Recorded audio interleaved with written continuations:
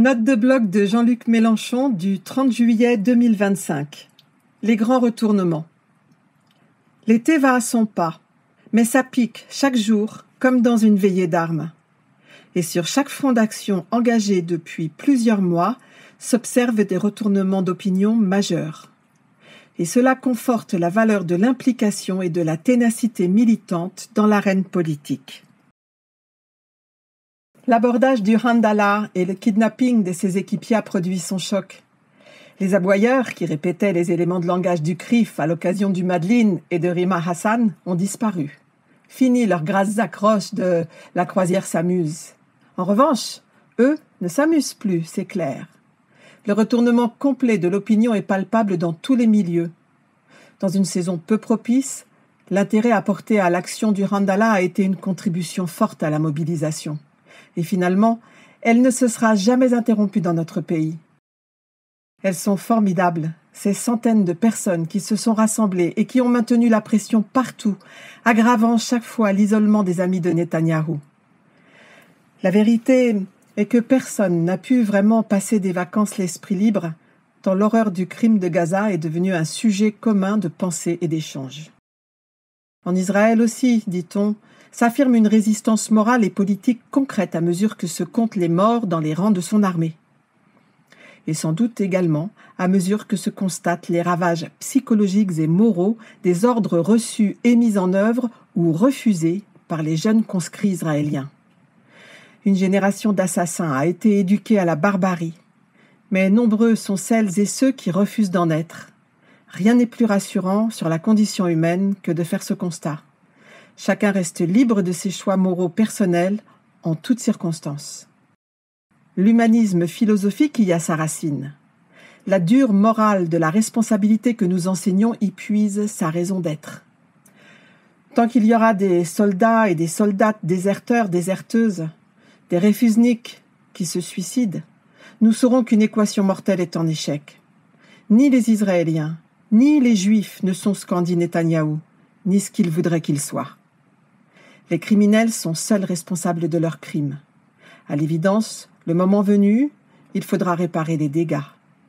Car le seul résultat de la campagne odieuse qui a conduit à qualifier d'antisémite toute critique de la politique du gouvernement d'Israël et son colonialisme meurtrier est que des milliers de gens confondent désormais de bonne foi, pour notre malheur commun, Juifs, Israël et Netanyahou.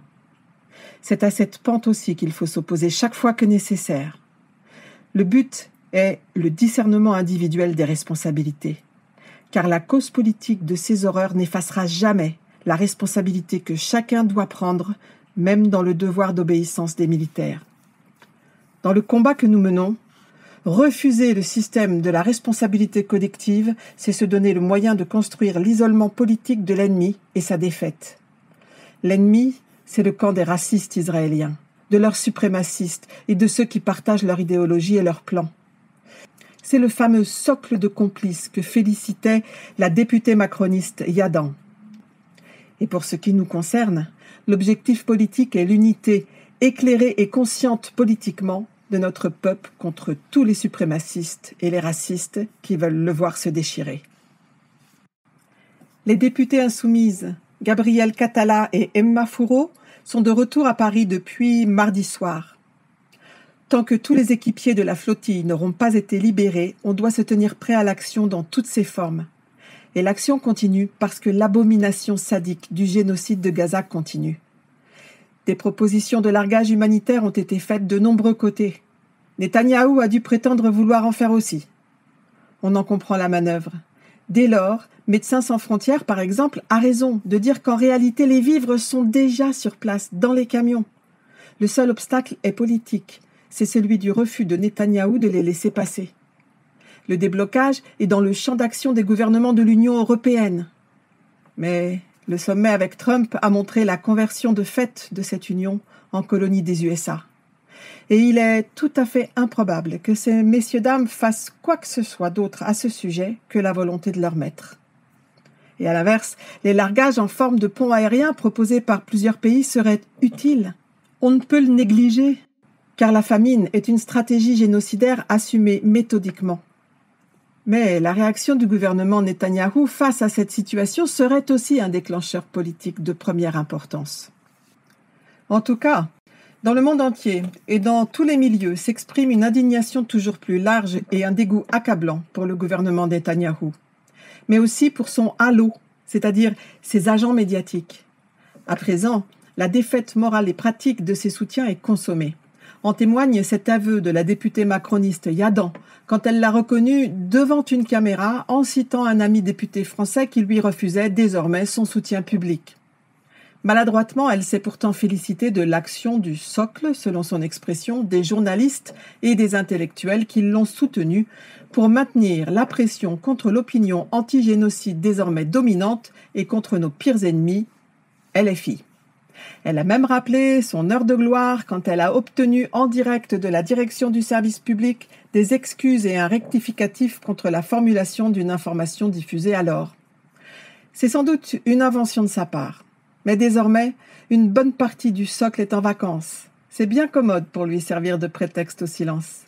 Car le temps des plateaux délirants du soutien inconditionnel touche à sa fin. Le voilà loin de la lumière médiatique qui l'a éclairé avec tant de bienveillance jusque-là. En France, oui, l'isolement a changé de camp. Et la défaite de nos adversaires politiques est à la mesure des moyens qu'ils ont déployés pour faire taire tout le monde depuis tant de mois. Mais nous sommes désormais servis par cette étape d'arrogance. Elle les aura poussés aux pires excès verbaux et imprécations les plus insupportables. Jusque dans les cérémonies officielles, ils ont donné le sentiment de vouloir exercer à toute occasion une sorte de police sur les esprits, répandant une indignation contre eux aussi large que possible. Pourtant, personne n'a l'intention d'en rester là à ce qu'on voit. 114 avocats ont lancé une procédure contre les responsables politiques français impliqués dans la protection des crimes de guerre contre lesquels ils ont refusé explicitement d'agir. D'autres procédures sont engagées dans divers pays comme en France contre les soldats de l'armée de la honte qui ont participé au massacre. On peut penser qu'il s'agit là du début d'une vague qui n'épargnera aucune variété de complices des criminels. La date du 10 septembre engendre une agitation remarquée sur les réseaux sociaux comme rendez-vous de mobilisation pour tout bloquer à la rentrée. Cette sensibilité exprime un état nouveau de l'opinion en plein été. La résignation ne prime plus seulement. Et cela commence par un retournement de température sociale. De nombreux insoumis y participent comme j'en ai été saisi. Mais cette initiative, comme celle des Gilets jaunes en son temps, se construit en dehors de tout cadre politique ou syndical. Si elle trouve une dynamique, ce sera par elle-même. Et comme pour les Gilets jaunes, si je dois donner mon avis, je dirais que je me reconnais dans les motifs de cette action. Mais je n'en dirai pas davantage, par respect pour l'indépendance et l'autonomie de ce mouvement dont les motivations sont pleinement justifiées. J'y insiste, l'indépendance et l'autonomie d'un mouvement social de cette nature ne sont pas des inconvénients, mais la condition de son succès. Parce qu'en évitant de mettre en scène les divergences liées aux affiliations politiques, elle oblige à se concentrer sur des mots d'ordre concrets, immédiats, qui fassent l'unanimité. La dynamique de telles situations est considérable. Dans le passé récent, on a vu en France et ailleurs comment, très vite, des assemblées de base apparaissent et fonctionnent comme des assemblées citoyennes. Comme le firent les Gilets jaunes quand ils se sont installés sur les ronds-points. C'était un symbole qui se révéla très efficace.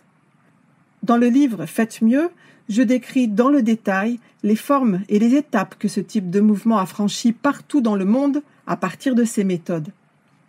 J'analyse le processus de transcroissance qui le conduit à s'affirmer progressivement sur des positions et dans des formes désormais assez connues. La première de ces étapes est le moment où le mouvement s'autodésigne comme le peuple, refusant toute étiquette particulière. Puis, il passe à une étape destituante que l'on nomme dégagiste selon le mot désormais inscrit au dictionnaire. Avec un mot d'ordre comme « tout bloquer », on comprend qu'est déjà affirmée une certaine volonté et direction d'action à l'œuvre. L'unique objectif sur le terrain pour nous, dans de telles situations, est de se mettre au service de l'action, de son élargissement, de sa cohésion, dans tous ses aspects, donc de son autonomie, qui est la condition de son enracinement.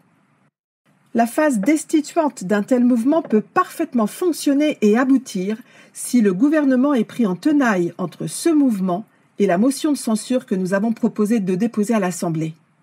Cette fois-ci, le syndicalisme salarial voudra sans doute appuyer ce mouvement social s'il a lieu. En déposant un préavis de grève de longue portée à partir de septembre, Force ouvrière a donné un signal d'implication dans la rentrée sociale assez vigoureux. Mais là encore, l'autonomie doit rester la règle si cette action s'engage. La nôtre aussi, comme mouvement politique, cela doit s'entendre. Les 2 millions de signatures recueillies contre la loi du plomb sont un événement. Tout le monde en est d'accord. Il montre aussi combien la rentrée de septembre est ouverte sur de nombreuses possibilités de rendez-vous déclencheurs dans de nombreux domaines où l'exaspération est à son comble. Mais ici, on peut parler d'un point de bascule enfin atteint dans la conscience publique collective. Oui, ce niveau de mobilisation est une première. Non seulement par le nombre des signatures, dont l'écart avec la collecte de celle des syndicats souligne l'intensité, mais il l'est peut-être surtout par le changement qu'il introduit dans le débat public. Pour la première fois, la question agricole devient un sujet de masse sous l'angle de la sécurité et salubrité alimentaire. Là se trouve la motivation essentielle dans les consciences. L'échec pour la FNSEA est complet. Dans la bataille pour une agriculture saine, utile à l'environnement et pour finir, efficace pour le retour à la souveraineté alimentaire, nous avions absolument besoin de cette bascule. Car il faut d'abord qu'une autre agriculture soit possible pour qu'une autre classe paysanne puisse s'affirmer. Celle qui, depuis des années, alerte, change les méthodes de production, conteste les critères de préférence dans les priorités du financement public. Depuis des décades, sous prétexte de modernité, le seul objectif avoué dans les lieux où se prennent les décisions a été la mutation pour accéder et occuper des positions sur le marché mondial.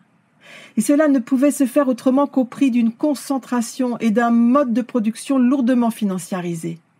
La destruction des sols, la pollution des rivières et l'usage intense de produits désormais suspectés sont désormais aussi accusés d'avoir lourdement affecté la santé humaine en général. Mais on ne doit pas oublier non plus l'impasse dans laquelle a été enfermée toute une population active. Il ne reste plus que 400 000 paysans en France.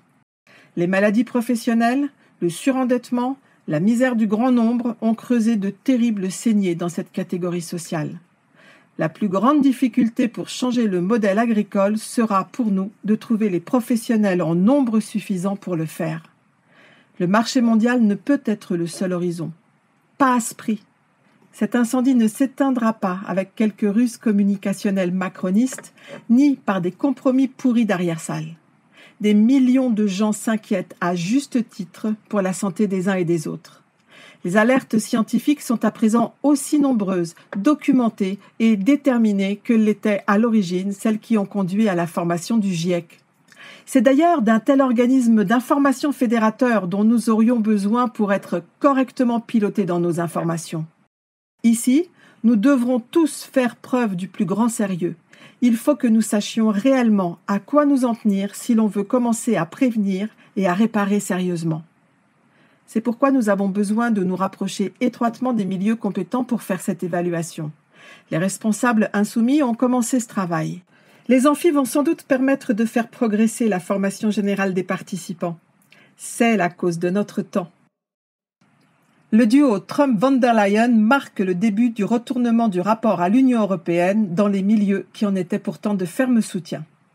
Ainsi de Bayrou, qualifié par l'opinion d'insoumis à Trump. Car tout a été cédé à Trump. Et d'abord, le droit de changer les règles du jeu établi en 75 ans de relations bilatérales. Droit de douane, obligation d'achat, taxe de 5% sur le PIB, le libéralisme, la concurrence libre et non faussée et autres règles du traité de Lisbonne sont de mauvaises blagues, ni fleurs ni couronnes. Il faut donc marquer solennellement le moment. La Commission doit être censurée. Car après avoir sacrifié l'agriculture européenne sur l'autel du libre-échange avec le Mercosur et proposé un budget 2028-2034 centré sur l'économie de guerre et la casse des politiques de cohésion, Ursula von der Leyen franchit une nouvelle étape dans la vassalisation de l'Union européenne face aux USA. Sous prétexte d'éviter une guerre commerciale, la Commission vient d'accepter la capitulation sans combat. Washington impose à l'Union des droits de douane à 15% sans la moindre réciprocité, contraint l'Europe à dépenser 750 milliards de dollars pour acheter son énergie polluante et siphonne 600 milliards de dollars d'investissements européens. Tout est cédé à Trump, sans contrepartie tangible, au mépris de l'intérêt des Européens et de la prétendue souveraineté que Bruxelles brandit à chaque discours. Dans ce contexte, la délégation France Insoumise propose à l'ensemble des groupes de gauche au Parlement européen de porter conjointement une motion de censure contre la Commission d'Ursula von der Leyen. Le choix de l'insoumission à l'Empire et le non-alignement sont la seule alternative disponible. LFI le propose et l'a préparé pendant toutes ces années. Là encore, clairvoyance et ténacité prouvent leur efficacité pour le bien commun.